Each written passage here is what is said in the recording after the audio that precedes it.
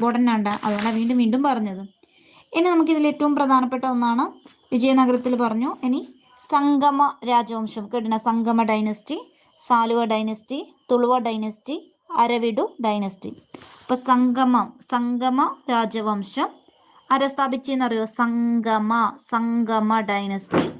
ഹരിഹര ബുക്ക രണ്ടുപേരാണ്, ഹരിഹരനും ബുക്കനും. അപ്പോൾ സംഗമ ഡൈനസ്റ്റി സ്ഥാപിച്ചത് ഹരിഹര ബുക്ക. അതുപോലെ സാലുവ ഡൈനസ്റ്റി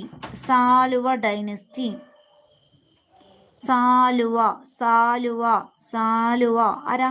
നരസിംഹ സാലുവ. തുളുവ രാജവംശം വീരനരസിംഹ കൃഷ്ണദേവരായർ.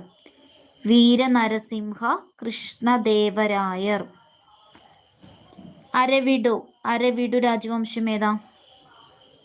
തിരുമല വെങ്കിട. ഇത് ഇമ്പോർട്ടൻ്റ് ആണേ, ഒന്നും കൂടി പറയാം. സംഗമ രാജവംശം സ്ഥാപിച്ചത് ഹരിഹരനും ബുക്കനുമാണ്. സാലുവ രാജവംശം നരസിംഹ സാലുവ. തുളുവ രാജവംശമാണ് വീരനരസിംഹനും കൃഷ്ണദേവരായരും. അരവിഡു ഡൈനസ്റ്റിയാണ് തിരുമലയും വെങ്കിട ഒന്നും. ഓക്കെ. അപ്പോൾ 1336 ആരാണ് വിജയനഗരം സ്ഥാപിച്ചത്? 1336